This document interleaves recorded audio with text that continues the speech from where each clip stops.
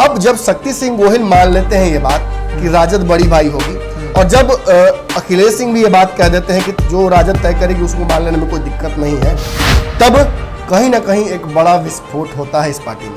इसके लिए आपने बिल्कुल सही कहा, अनिल शर्मा भी साथ कहीं ना कहीं सदानंद सिंह के हैं, और उन्होंने 60-40 का फॉर्मूला सजेस्ट किया है कि 60% सीटों पर राजद लड़ जाए और 40% सीटों पर कांग्रेस लड़ जाए, यानी कि बाकी दलों के लिए कोई गुंजाइश बचे ही नहीं। मैंने आपसे कहा था सदानंद सिंह के बारे में बार बार कि वो नीतीश कुमार के आर्डेंट सपोर्टरों में से एक है, राजद के साथ गठबंधन को ही गलत ठहरा रहे हैं। इसके अलावा उन्होंने कहा कि औकात दिखा दिया था हम लोगों ने जब हम अलग हुए थे राजद से, राजद सत्ता विहीन हो गई थी।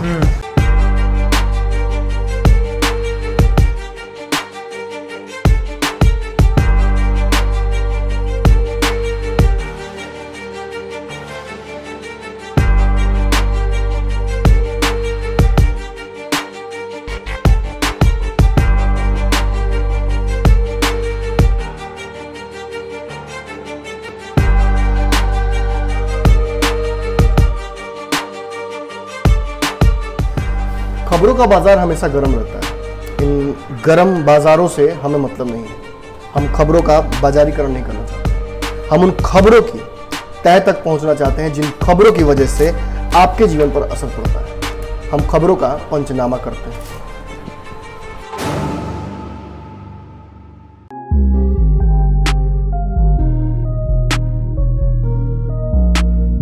नमस्कार, भारत लाइव देख रहे हैं आप, मैं हूं आपके साथ बिरजू कुमार सिंह। भारत लाइव का वो शो देख रहे हैं जिसका आपको बेसब्री से इंतजार होता है। हाँ, आप पंचनामा देख रहे हैं। पंचनामा में हम आपको खबरों को चीर फाड़ कर पूरी पारदर्शिता के साथ आपके साथ समक्ष रखते हैं। बिहार विधानसभा चुनाव होने वाला है और सीट को लेकर महागठबंधन के अंदर जो है घमासान मचा हुआ है। महागठबंधन ही नहीं, जो देश की सबसे पुरानी पार्टी है कांग्रेस पार्टी, उसमें भी, चूँकि हमने आपको पहले भी दिखाया कि कांग्रेस के, बिहार कांग्रेस के बड़े नेताओं में एक सदानंद सिंह ने एक बयान जारी किया था। उन्होंने कहा था कि कांग्रेस पार्टी जो है महागठबंधन के अंदर 80 सीटों पे चुनाव लड़ी थी। हालांकि उसके बाद कांग्रेस के एक और नेता अनिल शर्मा जिनका नाम है, उन्होंने इस बात का दावा किया था कि कांग्रेस पार्टी जो है चुनाव इतने सीटों पर लड़ेगी।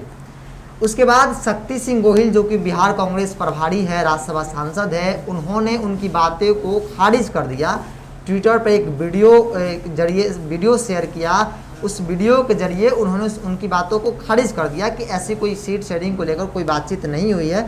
अगर ऐसा स्थिति आती तो हम लोग आपस में बैठकर बातचीत कर लेंगे।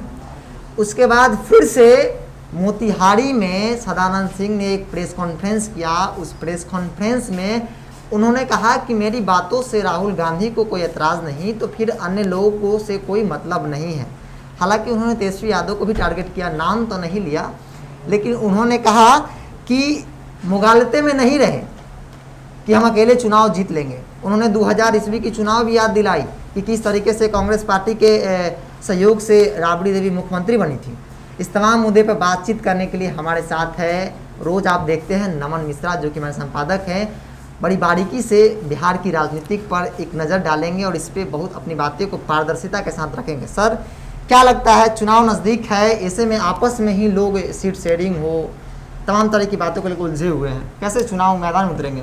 देखिए, ये तो लगभग तय था। चुनाव की परिस्थितियां, चुनाव आयोग का रुख की अब चुनाव समय पर होगा, ये बहुत सारे लोगों को बेचैनी ऑटोमेटिकली क्रिएट कराता है। पिछले 2019 के चुनाव में मैंने देखा था समीकरण बनाने में बहुत कठिनाई हुई थी। देखिए, अब दौर रहा है तो वो इस तरह का है कि राजनीति में कोई स्पष्ट मैंडेट किसी एक पार्टी को मिल नहीं रहा है। बिहार में खास तौर पे ये बातें और इम्पोर्टेंट हो जाती हैं, क्योंकि देखिए बाहर में आप जाइएगा तो बहुत ज़्यादा कास्ट फैक्टर इंपॉर्टेंट नहीं होता है, वो कैंडिडेट सेंट्रिक होता है। लेकिन यहाँ पर पार्टियां भी कास्ट बेस्ड हैं। अब देख लीजिए, सारी पार्टियों को आप अगर एनालाइज करते तो वो समझ आता है कोई सवर्ण वोटर के लिए बना है, यहाँ तक कि अब तो स्लीपर सेल जैसी पार्टियां बनने लगी हैं। कुशवाहा के लिए अलग पार्टी है, मलाह के लिए अलग पार्टी है, भूमिहारों के लिए अलग पार्टी आ गई, ब्राह्मणों की भी पार्टी लॉन्च होने वाली है, सभी के लिए पार्टी आ चुकी है, एमईएमआई है, मुसलमानों की पार्टी है। तो ऐसे हिसाब से बिहार में समीकरण जो है वो और ज्यादा कठिन हो जाता है। कल तो एएसपी भी आ गई, अब एएसपी आ गई, आजाद समाज पार्टी दलितों के लिए एक अलग पार्टी हो गई। तो इन्हीं लिमिटेड अमाउंट ऑफ वोट्स में सबको सेंधमारी करनी है। 243 सीटें हैं, सीटें तो बढ़ेंगी नहीं। अब उन्हीं सीटों में डिवीजन करना है, और डिवीजन करने में समस्या तो होगी ही। परिवार में अगर एक कुकर चावल बनता है और 6 लोग खाने वाले होते हैं या 7 लोग होते हैं, तो डिवाइड करने समय में माँ को बहुत सोचना पड़ता है। और अनफॉर्चुनेटली देखिए, माँ घर में अगर चावल घट जाए तो बच्चों को माँ अपने कोटे से दे देती है, लेकिन यहाँ पर थोड़ा समस्या ये हो रहा है कि तेजस्वी यादव बड़े भाई की भूमिका में रहना चाहते हैं, लेकिन थोड़ी भी कुर्बानी देना नहीं चाहते। देखिए, वो भी दूध के जले हैं, वो चाह कर भी कुर्बानी कैसे दे सकते हैं। उन्हें पूरा 2015 में उन्होंने पूरा विश्वास किया था, लालू यादव उनके पिता ने पूरी तरह से विश्वास करके नीतीश कुमार को मुख्यमंत्री बनाया था, और जो हुआ वो दूध का जला छाछ को फूंक कर पिएगा ही पिएगा। 2017 में वो 82 सीटें हैं, विश्वास नहीं होता है, 82 विधायक हैं जिस पार्टी के, वो सत्ता में है ही नहीं। नेता प्रतिपक्ष की कुर्सी भी छीन ली जाती है उस सदन में। देखिए, अगर राबड़ी देवी की कुर्सी छीन गई, जो एमएलसी की सीटें घटी, तो इस हिसाब से आप समझ लीजिए, तेजस्वी यादव अगर शक करते हैं मांझी, कुशवाहा, मला और बाकी कांग्रेस पर, तो उनका शक जायज है, जस्टिफाइड है। लेकिन हाँ, कहीं ना कहीं कांग्रेस में जो कचरा हुआ है 2 दिनों में, ये बहुत बड़ी कहीं ना कहीं आने वाले एक बड़े टूट की ओर इशारा कर रहा है। देखिए, मैंने आपको कहा था, मैंने सारे दर्शकों को कहा था, कुछ चीज़ें याद कीजिए जो पंचनामा के दौरान मैंने आपसे कही हैं। मैंने आपसे कहा था सदानंद सिंह के बारे में बार बार कि वो नीतीश कुमार के आर्डेंट सपोर्टरों में से एक हैं। बहुत आसानी से वो मंत्री बन रहे थे। 2015 में जब सरकार बनी थी महागठबंधन की, तो इनका नाम भी मंत्री के तौर पर सदस्य था, लेकिन उसी वक्त कहीं ना कहीं इंटरफेयर करके मुस्लिम कोटे से एक कांग्रेस के जो विधायक जीत कराए थे, उनको बना दिया गया आबकारी विभाग का मंत्री, और उसकी वजह से इनका पत्ता कट गया। वरना मदन मोहन झा, अशोक चौधरी और अवधेश नारायण के साथ, अवधेश सिंह के साथ ये भी बनने वाले थे, लेकिन जलील मस्तान को बना दिया गया, जो खेला गया कार्ड उसकी वजह से। क्या छोड़िए, उन सब चीजों में मुझे नहीं पढ़ना है। नीतीश कुमार के सपोर्टर हैं, ये बात मैं लगातार बोलता आ रहा हूँ। मैं ये भी आपको बताता आया हूँ कि कांग्रेस में 2 धड़ा हो चुका है, और एक धड़ा कभी भी टूटकर नीतीश कुमार के जदयू के साथ जा सकता है, जिसकी जिम्मेवारी अशोक चौधरी को दी गई थी, लेकिन अशोक चौधरी उस जिम्मेवारी को बहुत बखूबी निभा नहीं पाए हैं। इसलिए अशोक चौधरी का एमएलसी का भी टिकट कट गया था, और अब उन्हें कहीं ना कहीं चुनाव लड़कर आना होगा सदन में। लेकिन इस बात से आप इनकार नहीं कर सकते हैं कि एक बड़ा हिस्सा कांग्रेस का, मैंने तो नाम भी लिए थे, बक्सर की सीट से जो विधायक हैं, वो भी कहीं ना कहीं भाजपा और एनडीए की भाषा बोल रहे हैं, नीतीश कुमार के बड़े सपोर्टर हैं। वही हम भागलपुर की तरफ जाते हैं तो अरिजीत चौबे चुनाव लड़ने की तैयारी कर रहे हैं भाजपा के टिकट पर वहां से, लेकिन वहां के वर्तमान विधायक जिन्होंने उन्हें हराया था 15 में, वो जदयू की तरफ भाग रहे हैं। ऐसे ही कई और सुदर्शन और बंटी चौधरी और ऐसे लोग हैं जो कि अपनी संभावना को तलाश रहे हैं अलग अलग पार्टियों में, खासतौर पर नीतीश कुमार के साथ। लेकिन हम ऐसा नहीं कह सकते हैं कि राजद के लोग भी नहीं ट्राई कर रहे हैं नीतीश कुमार से मिलने की। राजद के अच्छे खासे लोग भी नीतीश कुमार के साथ मिल रहे हैं, और कई विधायकों का इस बार पार्टी बदलने का ऑलमोस्ट कंफर्मेशन लग रहा है। लेकिन कागज पर सबसे बड़ी पार्टी कौन? तेजस्वी यादव की पार्टी राजद। और महागठबंधन सबसे बड़ी पार्टी कौन? तेजस्वी यादव की पार्टी राजद। खुद कांग्रेस ने किसे बड़ा भाई माना?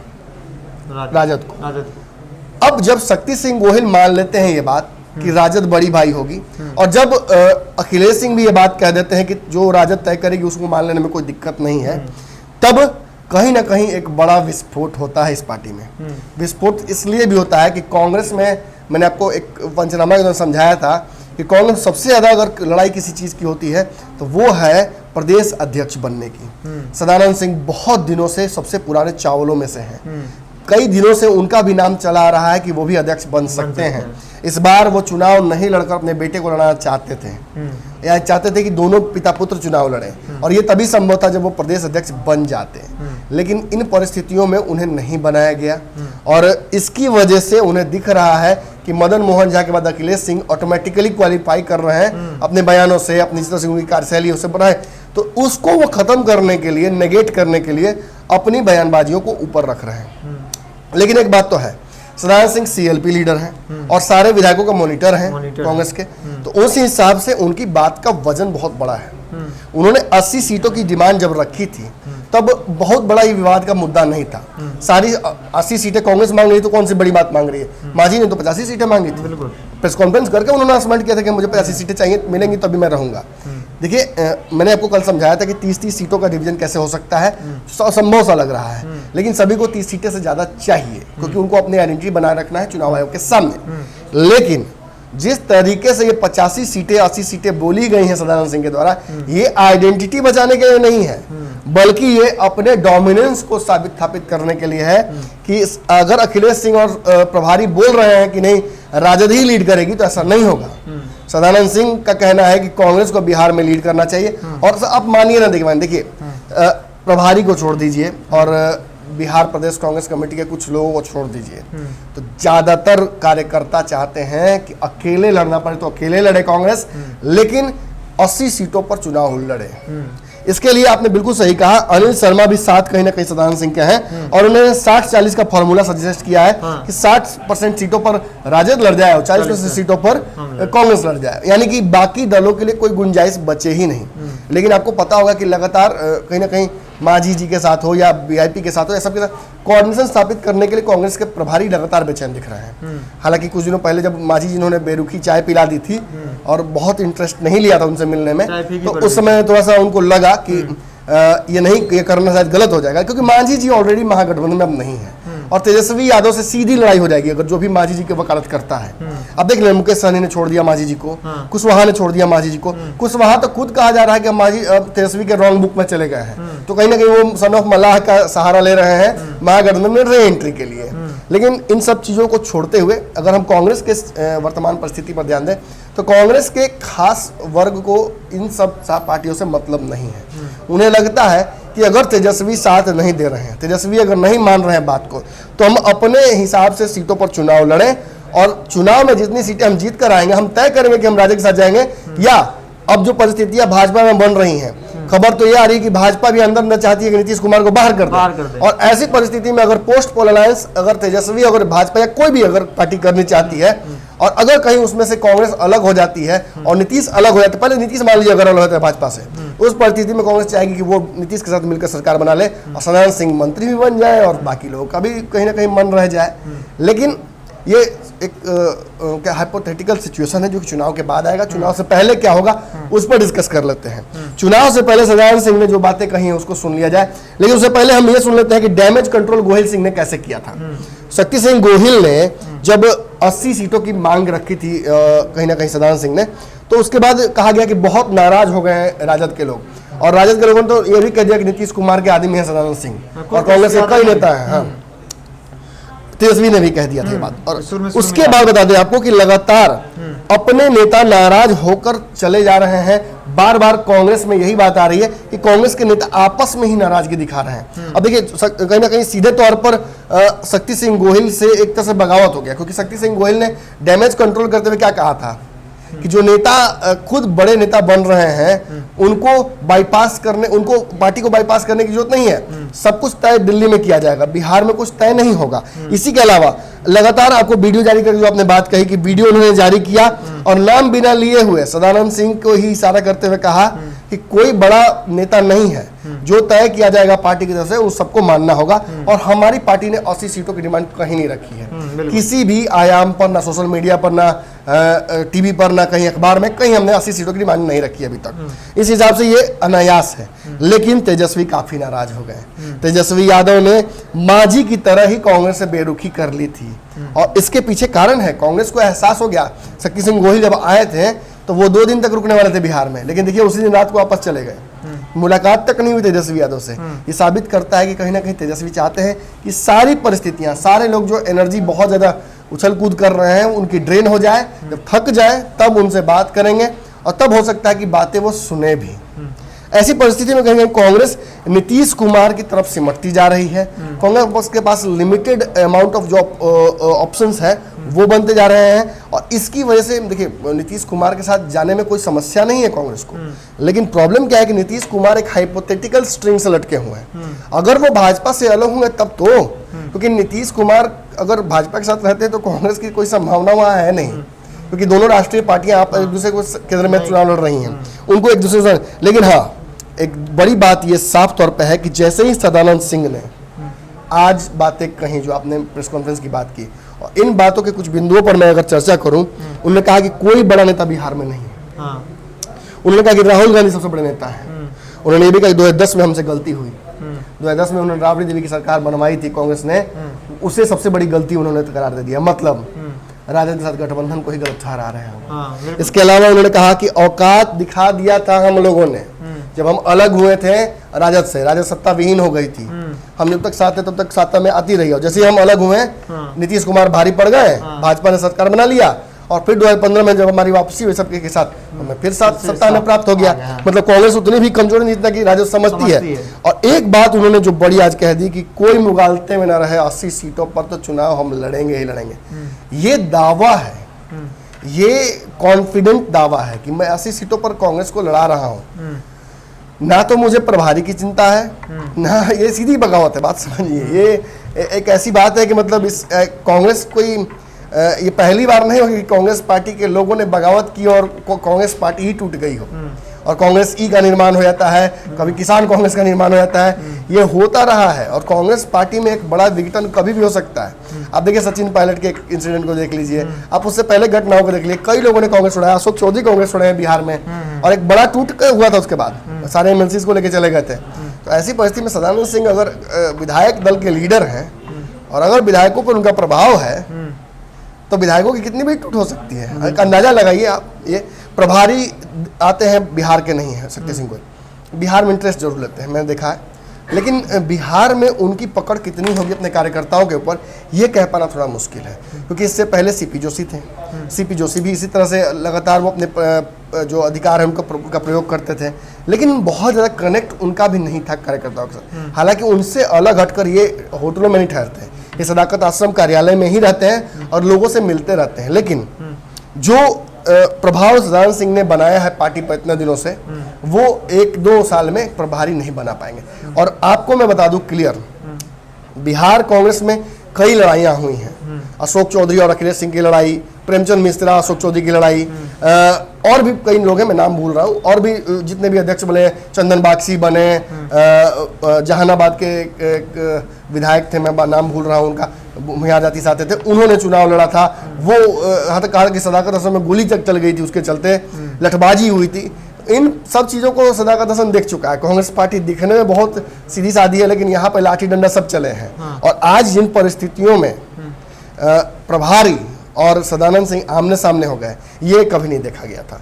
इस तरह से खुलेआम जो कहा था कि विद्रोह, वो भी खासतौर पे एक अलग पार्टी के चलते, एक अलग नेतृत्व के चलते, तेजस्वी यादव के चलते, एक राजद के चलते कभी दिखा नहीं था। कांग्रेस ने जब भी डिसीजन लिया है, चाहे गठबंधन बनाने का या तोड़ने का, दोनों मिलकर लिया है, और इस बार इन्होंने तो हद पार कर दी। तेजस्वी यादव मुख्य कारण बन गए हैं कांग्रेस में विघटन का, और यहीं से अगर चीज़ें रिपेयर होनी होंगी तो सदानंद सिंह चुप रहेंगे, और अगर रिपेयर नहीं होनी होगी, महागठबंधन की बात मैं कर रहा हूँ, अगर महागठबंधन को टूटना होगा तो सदानंद सिंह बोलते रहेंगे और आप देखते रहिएगा। हाँ बिल्कुल, लेकिन एक सवाल सर, आपने पहले भी अपने विश्लेषण में बताया कि जेडीयू के एक विधायक है, मंत्री हैं, पूर्व में कांग्रेस में रह चुके हैं, उनको एक बहुत बड़ी जिम्मेदारी दी गई थी कि कांग्रेस पार्टी से तोड़कर बहुत बड़ी संख्या में, तो कहीं ना कहीं उस ओर जा रही है कांग्रेस, क्या लगता है? देखिए, वही मैं कह रहा हूँ कि जब वो तोड़ कर लेके चले गए तो सोच लीजिए कि कितना बड़ा प्रभाव होगा। एमएलसी जब तोड़ कर ले जाते हैं, अशोक चौधरी प्रदेश अध्यक्ष के तौर पर खुद एमएलसी ही थे कोई, और अगर उस परिस्थिति में सदानंद सिंह का प्रभाव देखते हैं, लगातार कहालगांव से जीतते आना, उनका पार्टी का डोमिनेंट चेहरा, एज के बावजूद, उस उम्र के बावजूद, कई बीमारियों के बावजूद आज भी वो एक्टिवली हर जगह इन्वॉल्व रहते हैं, और पार्टी में कई बार उन्होंने, मैंने देखा कि विद्रोह करने में पीछे नहीं हटते, लेकिन इस बार तो उन्होंने हद कर दी है, सीधा विद्रोह प्रभारी से कर दिया है, और प्रभारी को ही कह दिया कि उन्हीं को राजनीति नहीं आती है, और ये कह दिया कि 80 सीटों पर हम चुनाव लड़ेंगे। प्रभारी समझे, प्रभारी को क्या करना है, हम लड़ रहे हैं चुनाव, और अगर इनकी बात नहीं मानी जाएगी तो कितनी बड़ी टूट हो सकती है, ये तो मैं कहूँगा नहीं, ये आपको खुद अंदाजा लगाना चाहिए, ये सोच कर कि ये पार्टी के सीएलपी लीडर हैं। बिल्कुल, जैसा सदानंद सिंह का बागी चेहरा दिख रहा है, बागी उनके बोल दिख रहे हैं, अगर ऐसा ही रहा तो ऐसा मतलब कि इन फ्यूचर हो सकता है कि महागठबंधन टूट जाए, और सब कुछ उसी पर डिपेंड करेगा। हाँ। कि सदानंद सिंह अब यहाँ से चुप होते हैं कि बोलते हैं। अगर चुप रहेंगे तो महागठबंधन ऑल इज वेल, अगर वो बोलते रह जाएंगे तो मान के चलिए कि महागठबंधन टूट। बिल्कुल, अगर चुप रहा तो सही बात है कि बहुत बड़ी बात होती है, अगर चुप रहते हैं तो महागठबंधन में ऑल इज वेल रहेगा, जैसा कि लोग महागठबंधन के लोग कह रहे हैं। अगर इसी तरह से तेजस्वी बहुत खपा है, बहुत खपा है प्रेस कॉन्फ्रेंस में बाकायदा उन्होंने प्रेस कॉन्फ्रेंस में इस बात का जिक्र कहा कि कुछ लोग इतने खुलकर वो तेजस्वी यादव बोलते नहीं है। महागठबंधन में सारे दलों पर उन्होंने नहीं बोला, लेकिन कांग्रेस की बातों पर उन्होंने तुरंत रिएक्ट किया। ये साबित करता है कहीं ना कहीं अंदर आग लगी हुई है। हाँ तो बिल्कुल, तो फिलहाल के लिए इतना है। जुड़े रहे भारत लाइव के साथ। नमस्कार। बढ़ाएं अपना कदम सक्सेस की ओर शिखर करियर इंस्टीट्यूट के साथ। शिखर करियर इंस्टीट्यूट पूर्वी भारत में एकमात्र कोचिंग संस्थान जो एक्सक्लूसिवली है मेडिकल एंट्रेंस एग्जाम के लिए।